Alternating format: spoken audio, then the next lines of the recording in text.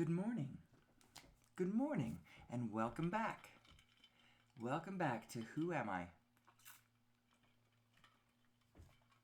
What is Who Am I? Just in case you're new to the show. It's just me spitballing. I do hit interesting points. We're talking about who am I as a. Well, who am I? Who am I as an individual? Who am I as humanity? Who am I as a biotechnology? How do my systems function? How does my technology function? What is this medium that we are swimming in? And how does that work? What are the laws of the universe? There are actually immutable laws of the universe. The reason why they're tricky to see is the universe is so reflective that whatever stance you take, whatever assumption you make about it, and however you're playing it, it is reflecting some of that right back to you. And so you always look right. The universe will always make you right. But what are you right about? If you're playing a win-lose game, a zero-sum game, if you believe that the underlying paradigm of this universe is us versus them, it's win-lose, zero-sum, let's see, what are other ways to put that? Dog-eat-dog, survival of the fittest is actually a soft way to say the same thing. When we believe that paradigm and play it out that way, the win-lose, you get plenty of winners and lots of losers. You create. What I'm saying is, if you play it that way, the universe will echo it back to you as though you're right. But the truth of the matter is the actual paradigm, the baseline ground, the reality paradigm is a win-win. You can play a win-lose, and the universe is so reflective, it will echo back to you just as though it is a win-lose. But it isn't really a win-lose. What it actually is a win-win, and if you play it that way, that's what you get. Now, I realize that there is a perspective right out there on the surface where this does not look true. But you got to go inside. You've got to be creative in your mind. You've got to reach for different thoughts. Everyone is holding on to the thoughts that they know. And then having trouble with their lives and not realizing that the source of the trouble in their lives is the thoughts they are having about their lives. If you're having a hard time with your life, change your thought about it. Don't change the physicality of it first. That's the hard way to do it. I think that we are not raised with our minds being flexible enough. We take everything way too rigid. We're very so before I go jumping into one of my favorite things to do, which is just to riff about consciousness, riff about the way it is in your mind and thinking about it being different, or I don't know, I can do all kinds of stuff with that. Maybe I should lay some groundwork first about what the show is. Who am I? Oh, I kind of laid it a little bit. Who am I? I ask questions like, who am I? Why am I here? How did I get here? How did we end up where we are on planet Earth? And the answer it goes all the way back, but it goes all the way forward too. It's like you're embedded in a movie. And it's a 3D movie and it's been going on forever. And here you are. Where are you? What's the meaning of where you are? You know? There is a broader perspective. There is a position from which you can stand outside of your little life and look at everything, your life and everything around it, as being characters in a movie or a play. Like, Shakespeare said something about us being all on a stage in a play. And the reason you ask that question is because now history looks different to you. As you're trying to decide the meaning of where you are in history. All of your ancestors that have gone before and all the wars that have happened, and what were the meaning of those wars? Why did we go into those wars? Who was mad about what? At who? And, pushed back for whatever reason. How did that happen? Where were the angry points? What is a war? That seems like a foolish question, but I have a new answer lately. It has to do with being able to see our collective action in war as this is what it's an expression of. It's when when the preponderance of it, a world war. What's a world war? When the preponderance of us get together and act, imagining an us and them paradigm, and then going off on a negative emotion and collectively acting on it. We all get mad or frightened or angry. I guess mad and angry is the same thing. What else do you get besides angry and afraid? What else? What other reasons do you go to war?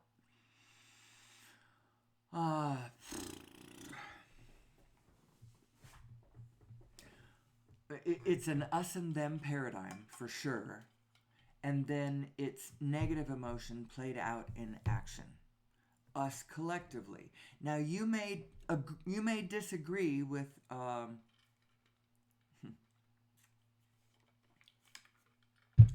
there was a good reason, I'm air quoting reason, to go to war, but I promise you, if there was, that was then. And from now on, there isn't. Because now we can understand some things better. And you know what? I don't actually want to I don't want to come out for or against war even on this show, because somebody's going to start defending their military service, or everybody's military service, and you should be grateful for that. And I am. My father fought in World War II. My husband's a proud vet. I honor the military services, or the people in them. Every one of my father's 11 brothers, well, no, it was 11 including him, so he had 10 brothers. Every one of his 10 brothers and his father, his father fought in World War One, and all of his brothers served in some service or other. His younger brothers served in Korea, all the way from Korea to Vietnam. And, he fought in World War II, and a number of his brothers fought in World War II, and he had ones that were in the... Anyway, so I don't want to put down the military services at all. I would quote Joseph Campbell in his Power of Myth series. There's somewhere where he's talking about the heroism, the hero's act of going forth from your own comfortable home to give yourself to something bigger than yourself, other than yourself, and you become a different person. You put on a different, and you're asked to do things, and whether you agree with the politics or not, it doesn't take away from the heroism of that act. Joseph Campbell didn't push back against anything either. And he saw all of everybody's ideas about bigger reality as part of a great tapestry of unity. He could see that we were all one species. It was easy for him to see that we were all one species and that we were all talking about the same thing. He was like, sort of, I bring up the analogy of the blind men and the elephant because it illustrates some big points. In my world, in my show, certainly within the boundaries of this space, this show, Who Am I? We don't push back against anything. We're not. There's no us and them. It's all us from here.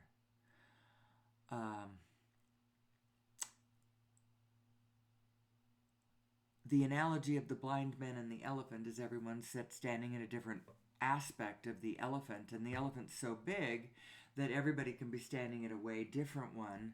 And if they're putting it all together to communally try to decide what this thing is between them, maybe even trying on each other's positions, they'd really get to it fast. But if they all stubbornly stand just where they are and argue about what the elephant is, well, you can see that the argument itself is the problem. And of course it's obvious. It's obvious to any psychologist or practitioner or whatever that that state of sensible, logical, peaceful, it's a state of data flow. Actually, I think perhaps the value of my show is that I can hit a viewpoint of the situation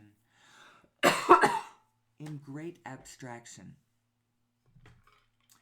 and then sort of delineate what the issue is. Now, there is still the problem of having to play with it out in the field, in reality, talk to real people with real problems.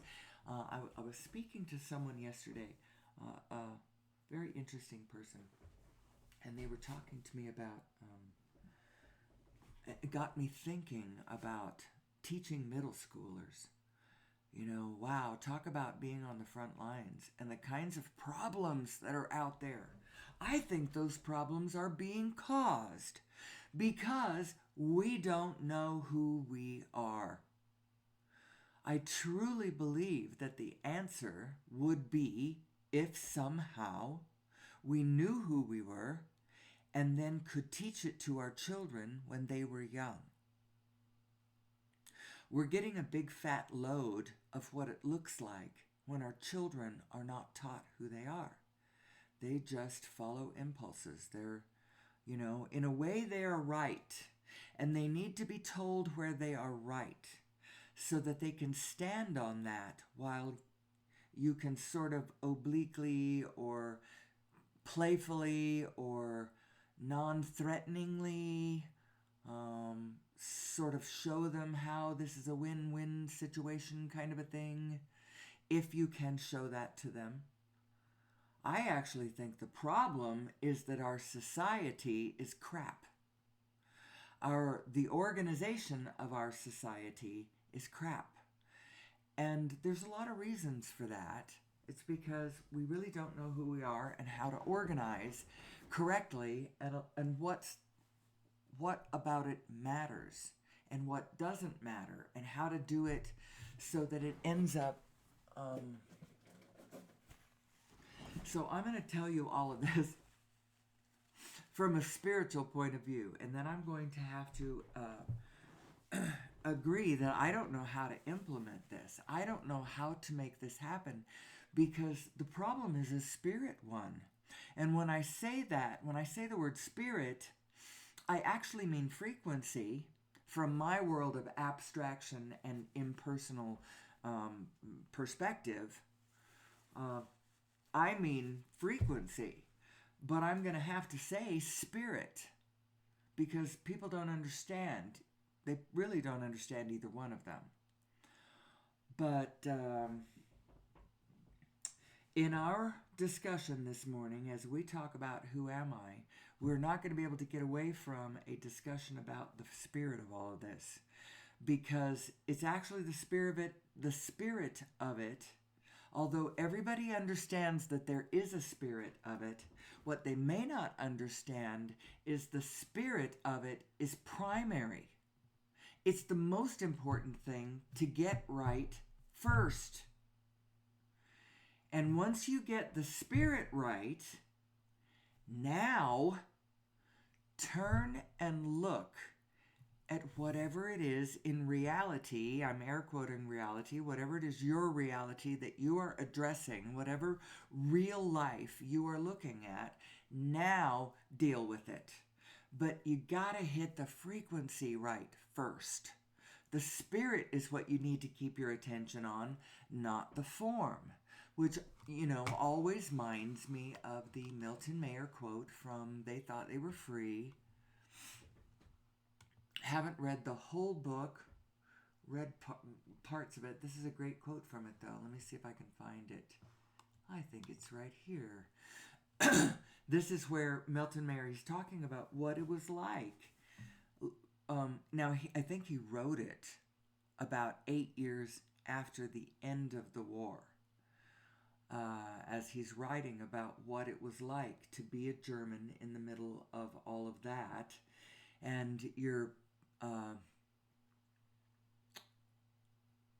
first he talks about things changing so incrementally that they slid it all past you. And if the step way down here had followed immediately after the first step up here, of course you would have, there never came that moment where everybody stepped up in outrage about it. But the part I always quote is down here where it says, something collapses it all at once, and you see that everything has changed, and changed completely under your nose. The world you live in, your nation, your people, is not the world you were born in at all. The forms are all there, all untouched, all reassuring. The houses, the shops, the jobs, the meal times, the visits, the concerts, the cinemas, the holidays. But the spirit, which you never noticed because you made the lifelong mistake of identifying it with the forms, is changed. Now you live in a world of hate and fear, and the people who hate and fear do not even know it themselves. So this is interesting. So if you are focused on the forms, then as the people all get around you, you're not noticing it. I would hate to see that happen here in my country. You don't watch out for that. There's a different way to guard against that, and that is to actively notice the other spirit, because you know what? That other spirit was there, and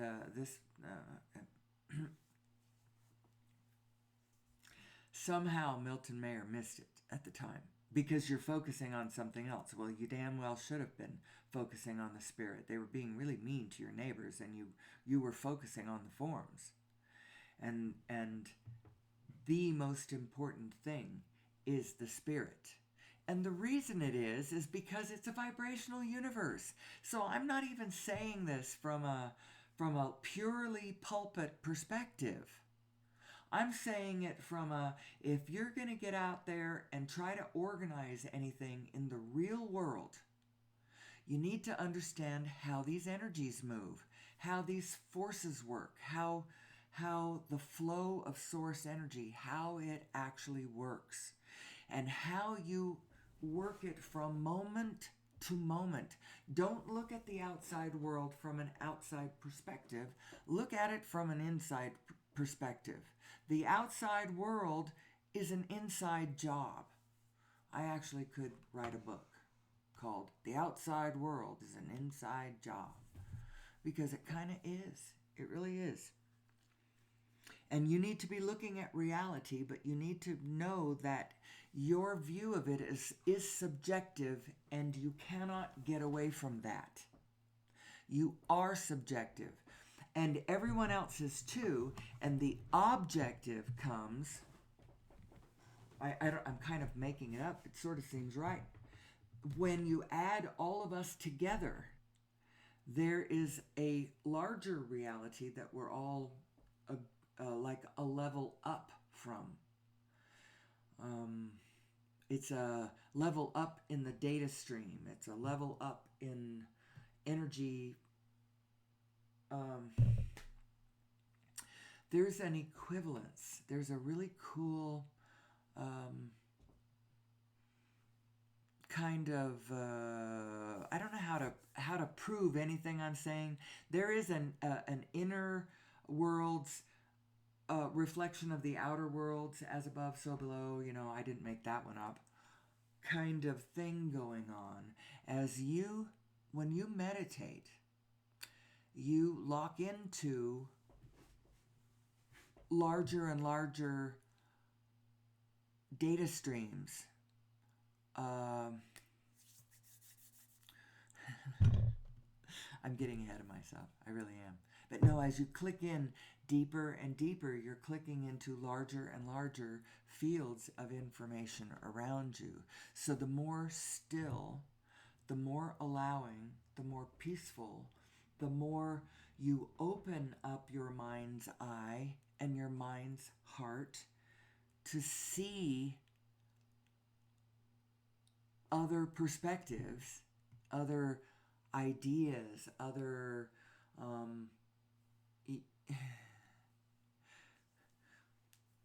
every one of us is an entire universe, and there are 8 billion humans alone on planet Earth. I think there's 8 billion. I don't know. Is it 7 something billion? Or have we passed 8 yet? I don't know how long it takes us anymore. We're headed for 10 probably. Unless, a war takes a bunch of us out. Or the thing is the way we are doing things now is not sustainable. And so we're not going to sustain what we're doing now. What we need to be doing is playing the game more harmoniously with the field around us, more consciously with the field around us, so that our footprint is softer. And I know people talk about carbon footprint and stuff all the time, but if we would get off of fossil fuel and onto a different energy source. Now, I talk a lot on this show about source energy as an energy source. Ooh, what an idea. Now I realize that at this moment, to talk that way is just a matter of faith. We don't have the technology to do that. We haven't developed it yet, but there's 2 things to think about there. First of all, the mathematics of this description of this new understanding of who we are and what is actually going on around us, how reality is actually coming into being, how particles of matter appear, wink in and out across they're virtual particles, but they truly wink in and out. It's what particles do. It's what your physical body is actually doing. It's winking completely out and completely back in and completely out and completely back in every Planck time. And every time it winks out, it connects with the larger whole. It's kind of like an uploading. All of your information is uploading from the part up to the whole.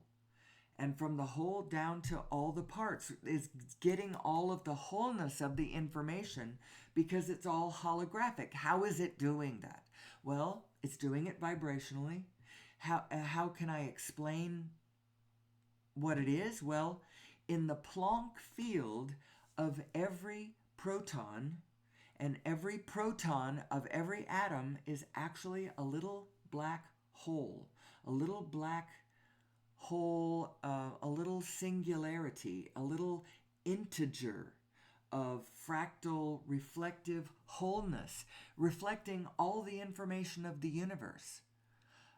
In its Planck field, all of the information of every other proton in all of the universe is reflected.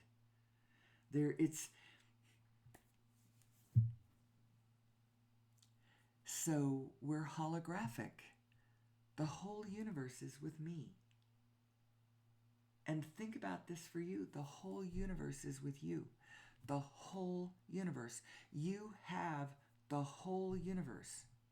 And so now the idea is you are guiding a starship made of light through an eternal universe made of light. That's what you're doing.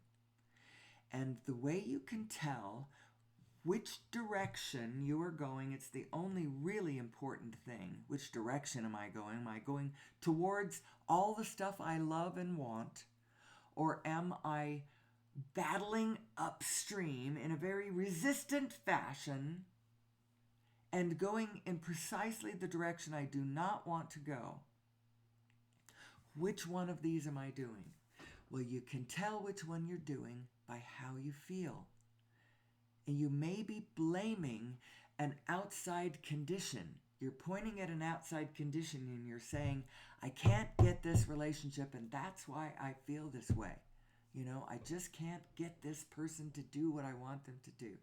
And I just can't get them to commit. I just can't get them to be my honey, you know. Or some other problem. My kids, I can't get them to behave. The world, I can't get them to. And actually the problem is you can have everything you want. But in a way, you have to come at it from that place where you are so whole that you're happy even if you don't get them. Because you're a happy person. Because you have found your whole self. If you are anything less than a happy person, at any given time, you are only being a piece of yourself in that moment.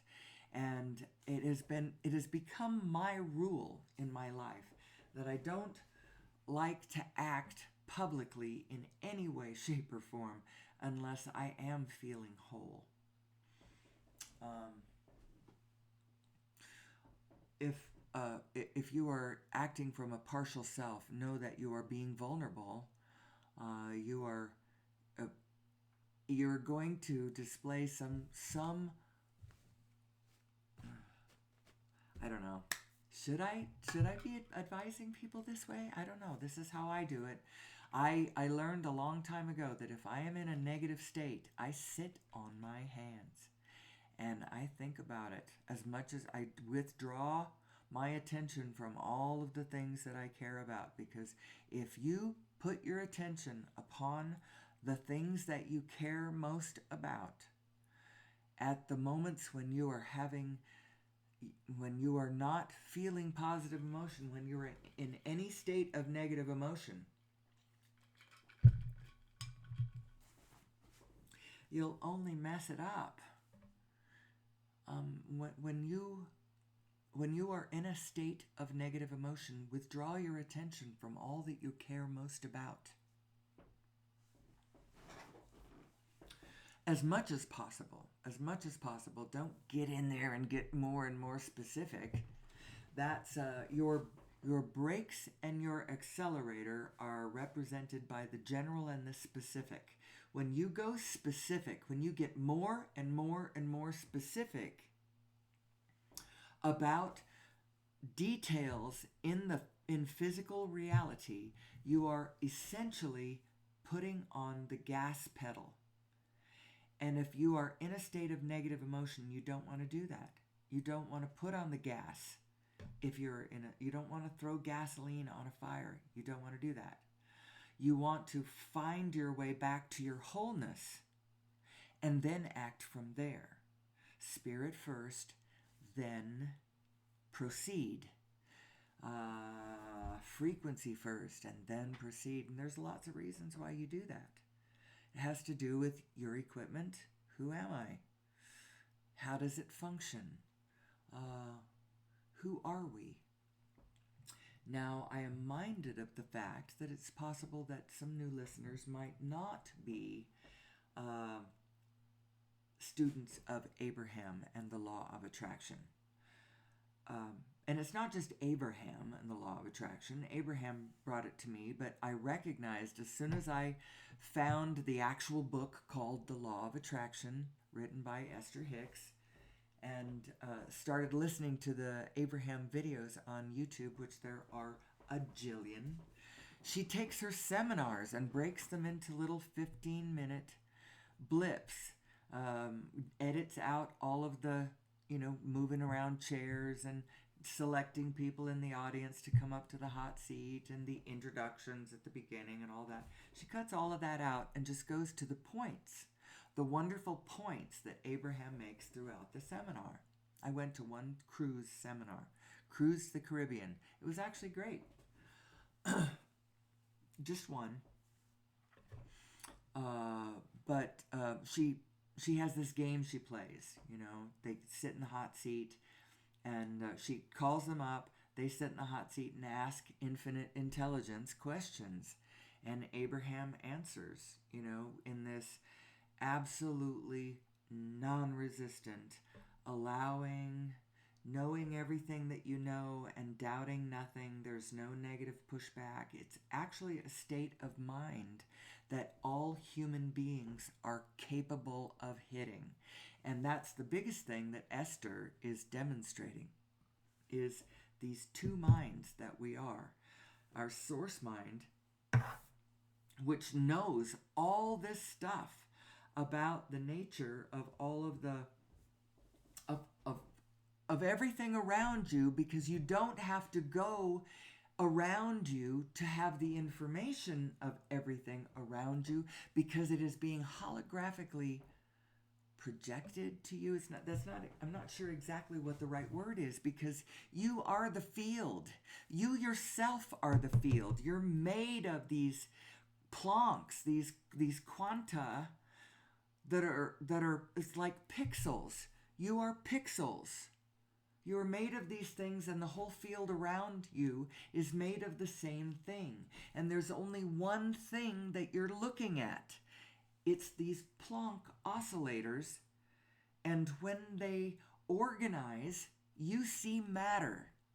And when they're not organized at the zero, because everything everywhere is the 0 point energy field, even when it looks like there's space, it's not nothing. It's a roiling sea of solid Plancks oscillating, sort of jiggling together.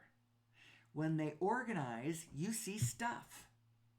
And when they're not organized, you see space. But it's all Plancks everywhere, and it's nothing but Plancks. And you're made of Plancks too. And so what are you really? You are a formless intention. At the center, moving through time, you're a continuum. And it's the way Abraham says it, you were source energy before you came into these physical bodies, and the larger part of you still is. Actually, you are all still source energy, but you are extensions of this flow of information that is coming from the past and moving to the future. And that is just an expression of the change that's happening on the surface. It gets quite esoteric. And as a matter of fact, you can get so esoteric with this that it becomes completely philosophically useless.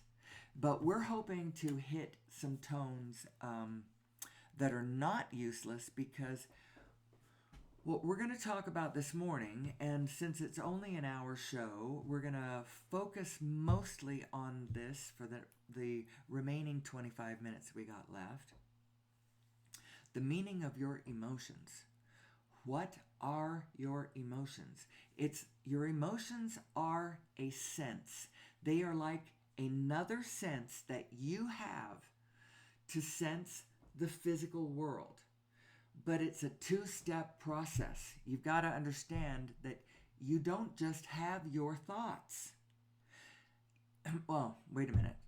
I was talking about emotions, wasn't I? Why did I just say thoughts? Because actually, your emotions are actually a byproduct of your thoughts. It's a byproduct of your thinking mind. Your emotions are a byproduct of your thinking mind, and the reason that they are is because you are, knownst or unbeknownst to you, you are two minds. You have two minds. You may not know about your second mind. You may think that second mind is somebody else's mind. Like the mind of God, for instance. And it is. But you have the ability to resonate or not resonate with that aspect of yourself, because God is an aspect of you. God is an aspect of me. God is an aspect of all of us. And we, likewise, we are an aspect of God.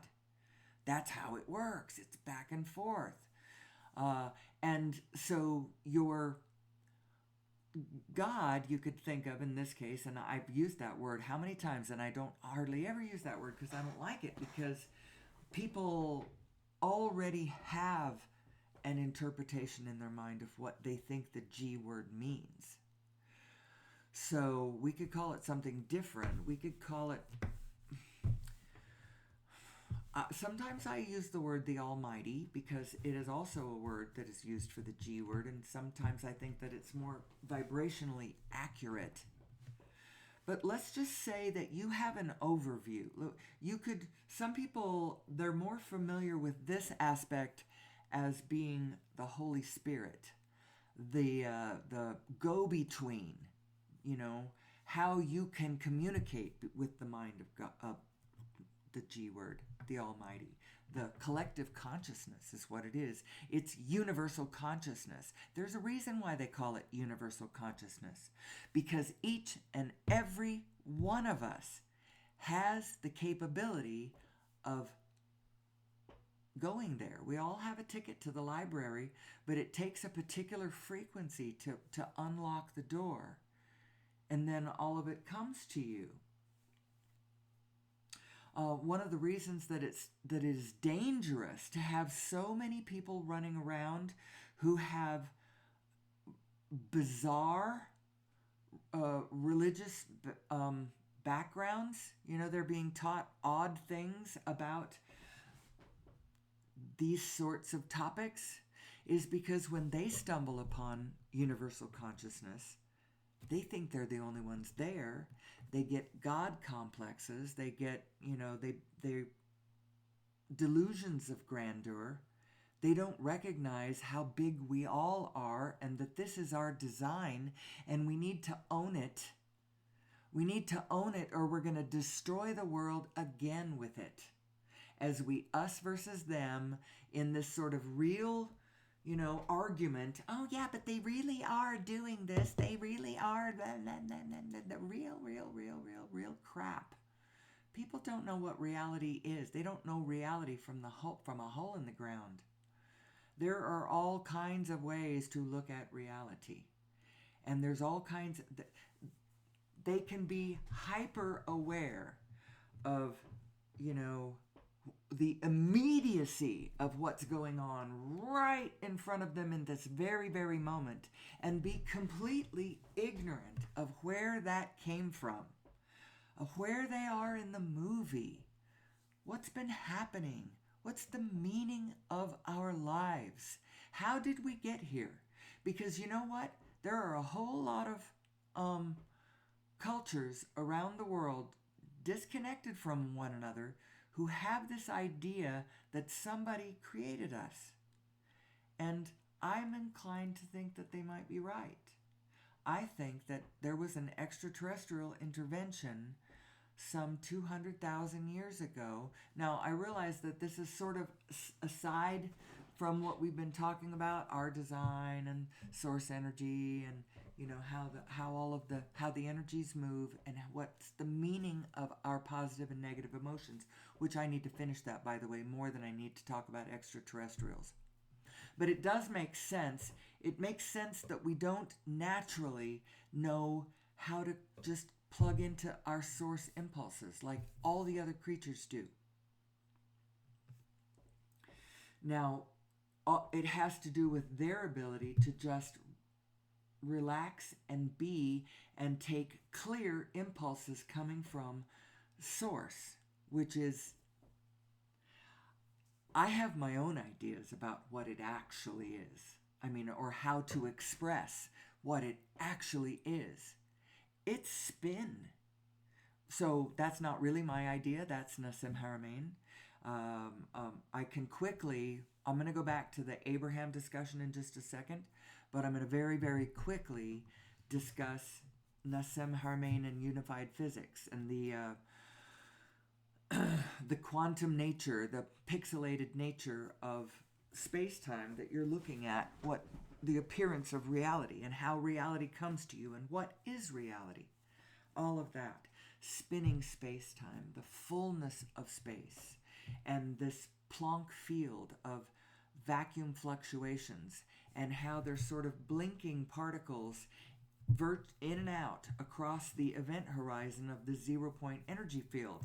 And it's like a momentum of it builds up, and that's why things look solid, but they aren't nearly as solid as they appear to be. They are actually just a little bit of vibration, but that vibration is transferring and transmitting the information of all the universe back and forth across all the scales. So all the big knows about the small, and all the small knows about the big, and it's all included everywhere. There is nothing left out anywhere. That's how this energy matrixes us together. And space is full. It's not empty. And go watch. There's a show on Gaia. Nassim Haramein does it. It's called Quantum Revolution. Or you can go back to an earlier show of mine and look at the description of it, like back in July. Just go find one from July. Look at the description. It's a playlist. It's not a description of the video, which is why nobody ever watched any of my shows until September, when I finally, I may have done it late in August. I finally put a description of my video into the description area of my video. And lo and behold, people began to find me. And I had a couple of viral moments. And I've had some very wonderful, respectful, delightful comments. I'm very grateful for whoever is listening to me. I appreciate it. Your listening to me helps me get better and better at describing this picture, this abstraction of our reality that I get to describe for an hour, and then I get to go out and live reality too, guys. I have a spouse, I have children, grown children, and a retired spouse, and I have my memories of back when I lived crazy life, because I did that too, but I've learned better.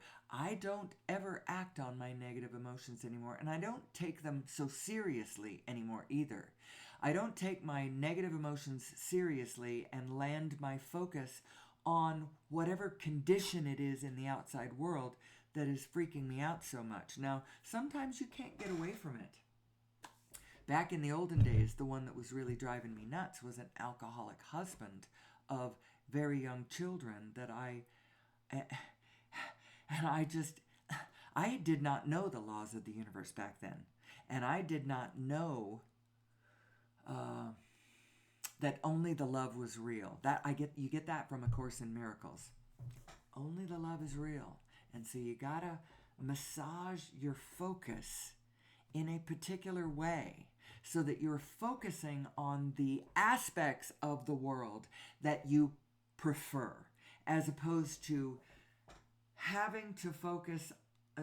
We're taught to focus on the world in a material way. Focus on the forms, focus on the forms, focus on the forms. But there's a whole lot going down, and it's flowing through and past you in a rolling manifestation. A rolling manifestation of flux and form is flowing past you. And it is not necessary or even preferable for you to be focusing on it, probably in the way that we were taught from our Western perspective, to focus on the forms, focus on the forms. We get that from a scientific viewpoint that comes from way back when science and the church parted ways.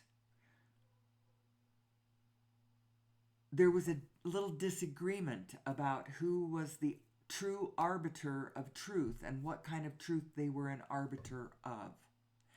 And the church at one point sort of let go of it being the arbiter of physical reality. It sort of said, okay, we will just discuss spiritual reality. That's what we'll do. That we'll keep the spirit, and you go talk about the material world all you want. And so became this great rift in thought in humanity between science and religion. And we have thought of them as two completely different fields that don't belong in the same space for all that time. Now, it is interesting because science is the study of the material world. And religion is, I don't know what it is. The study of, I don't know what. It has to be the same thing. There is only one universe. So what are the energies that move the physical world? How does it work? Well, it's all Plancks. It's like these pixels. It's an energy field. And the way it works is this reverberating vibration transmits and transfers all the information of all of it all around the field all the time.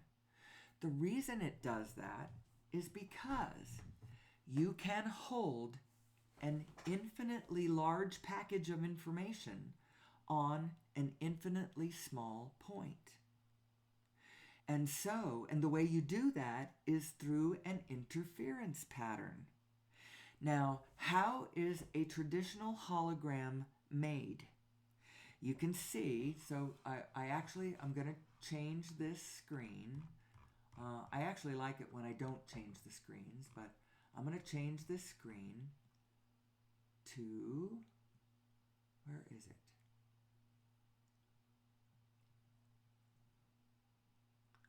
Hologram. There it is. This is a sort of a representation of how a hologram is made, and you can see on this plate the green apple. That one is the one that's representing the hologram that's created by the split laser, and one beam directed to the apple and then back to a plate, and the other one just redirected to the plate. And the hologram is created in the interference pattern on the other side. And it's through the interference pattern that all of the information is now scattered across the whole field. And that's a very micro view of what's happening as all of the Plancks are touching each other and transferring and transmitting all of their information all the way up and all the way down the line. All the time, over and over, and you are right smack dab in the middle of that. So think of it like you have the whole universe right where you're standing. You have access to all the information of all the universe. Where do you want to go? What do you want to do? How does it work? You are an eternal being.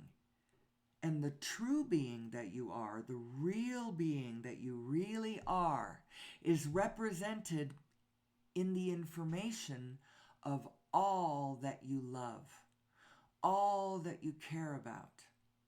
And that's how you should start learning to look at the universe, to look at the world around you. You will start seeing that the universe around you won't look around you and go, "Oh, what crap. It's all crap. It's all crap." Because you're not looking at the crap. You're looking at the wonderful. And the wonderful is so wonderful. And what's going to happen when you got your eyes on the wonderful, then the form around you, the part of it that's crap, is going to start changing into stuff that's wonderful. And your problem is that you're looking at stuff and you're mourning the fact that it's changing, that it's not going to be, that the forms that we've got going on right now are not working. And they're going to be changing. And they could be changing to stuff that we like, or they could be changing to more crap we don't, or even worse, that stuff that is just utterly destructive and horrible. But if what we are doing right now is not sustainable, then we're not going to keep doing it. So it's sort of like, think about how you might have felt if the year is 1900 and you and your family are sitting pretty. But you're sitting pretty because you are sitting on an empire that's built on making buggy whips.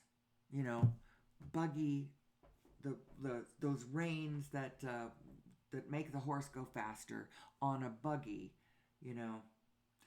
And you're the best damn buggy whip maker anywhere. But it's 1900. And you're getting nervous because, you know, there's this thing called a horseless carriage coming in, and I understand that doesn't need any buggy whips. So it all depends on how you are looking at it. If you're looking towards the future and what is coming into form in front of you, you are less nervous than if you are you're holding on to and identifying with forms that are melting away under your fingers, because this form is not sustainable.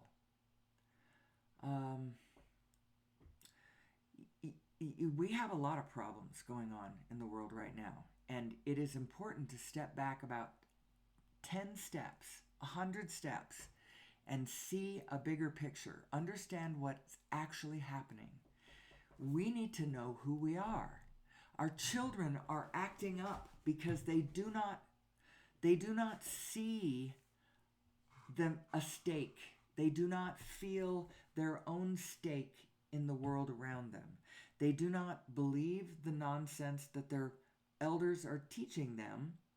They do not think that their parents know what they're talking about, because they obviously don't have any recognition of their kids' experience down in the trenches, or what it's like to be. I have no sense of what it's like for my grandkids, you know?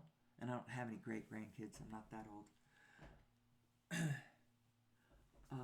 I don't have any sense of that because the world is so changed.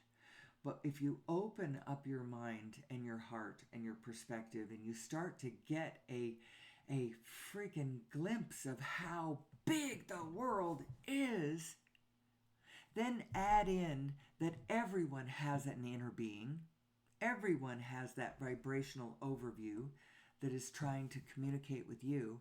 You know what?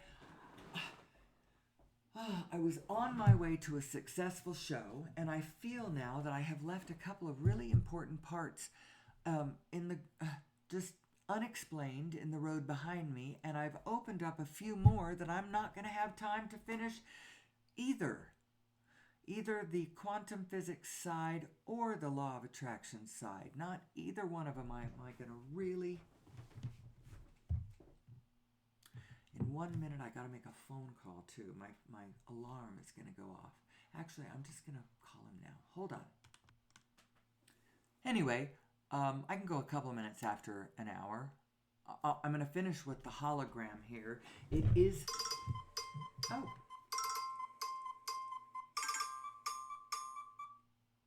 For some reason, I was thinking that I had stopped that, but I didn't. I just called him early. Oops. So I'm going to finish with the hologram.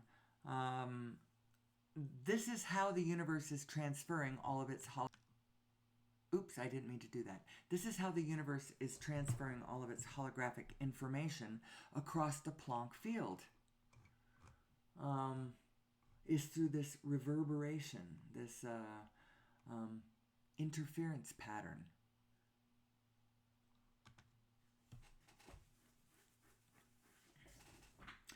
Anyway, that is how you have a vibrational inner being that knows everything. That's how you can trust that. Trust your inner being. She knows. She knows what you want. She knows what you want.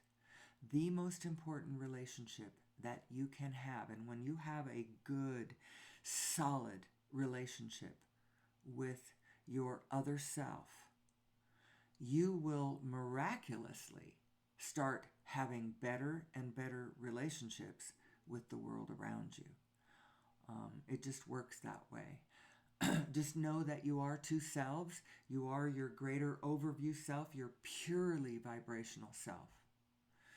And did we do any of the laws of the universe at all? The law of attraction says, first of all, that which is like unto itself is drawn. And so what it means is you get not what you want, but who you are. You get who you are. So whatever it is that you are, that's what you're attracting. And so the way you fix, it means you have all the control that you need or would want. The fourth law of the universe, another way to put it is what you put out is what you get back. The universe is a big mirror. It really is, and it's reflecting all of you. And so if you want a smiley world, if you want a happy world, you've got to smile. You've got to be the one to find your happy thought. That's how come, in mythology and fairy tales and all, there's always this, the guy who wrote Peter Pan wasn't wrong. You find your flight, you find your magic when you can find your happy thought. That's when Peter Pan was able to, fly again, when he found his happy thought. And as long as he was looking at the world all, because state of being, your state of being, is the most important part of the equation. And you might say, well, sure, give me a great condition and I'll give you a great state of being. But it doesn't work like that. You have to learn the secret of achieving that state of being no matter what the condition. It's all a question of how you're focusing, what you're paying attention to, how you are identifying. Here we're back to the who am I? Who am I? How are you identifying? All of this colors your state of being. But there's nothing more important than your state of being. And so find the secret. I think what it is it has to do with the relationship between you and you. You and you. I was explaining how negative emotions go. Did I completely finish it? Let me think about this for a second.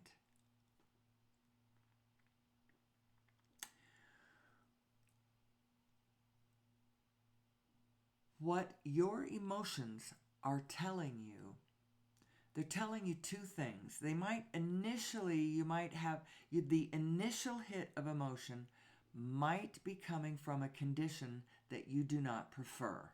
And ultimately, you may want to change that condition.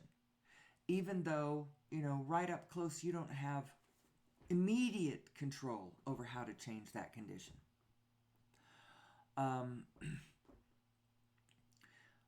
However, your mood, how you take that and go on with the world, how you ongoing, that's a different matter. That has to do with what thoughts you are taking about whatever it is you're looking at, everything. Your emotions are more about your thoughts than they are about the conditions. That's what I'm trying to say. Your thoughts are creating your emotions. The thoughts that you choose to take in your physical, specific, small self, and how they resonate or do not resonate with your greater self and the truth that she knows about the world. That's what's actually creating your emotions. It's a two-step process. When your thoughts resonate with what your inner being knows to be true, or what she's looking at, or what she's thinking about, you feel glorious. It's like warmer, warmer, warmer, hot, hot.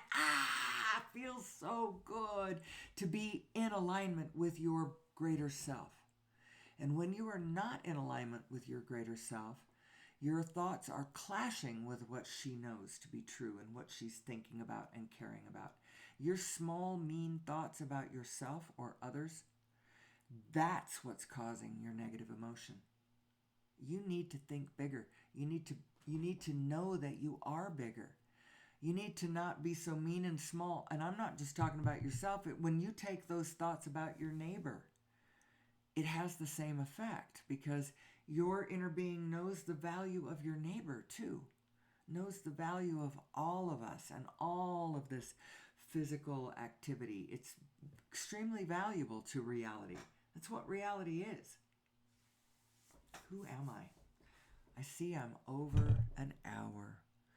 So I'm going to quit for the day again. I will start again tomorrow. We'll see how much we can do. And, a couple of months ago, I promised the audience, of whom I didn't have an audience back then, that I was going to do a marathon. I was going to do like a 8-hour show and just post it and see if anybody listened to it, whether they listened to the whole thing like it was a seminar with the different parts of it, the chapter about divine autonomy and how you have actually all the control that you need to have in order to have the most satisfying life you could possibly imagine. And the secret is learning that you are two beings, and learn how to follow the guidance of your intuitive greater self. That aspect of you, that vibrational aspect of you that is in touch with the whole universe. And it is a continuum of you also, so it knows who and what you are, where you are, what you want, all of that. How do you learn how to follow the guidance of your inner being? Well, no, for one thing, she operates on frequencies, and those frequencies go anywhere from peaceful, loving contentment all the way up to ecstatic joy. And all of the negative ones are actually not her. That's you thinking thoughts that clash with her. Just think about that. Think about that. And until tomorrow, I'll come back and think about it some more with you. Until then, do your best. I love you. I appreciate you. We're all in this together. We're going to make it. We're going to make it. And most importantly, may the source be with you.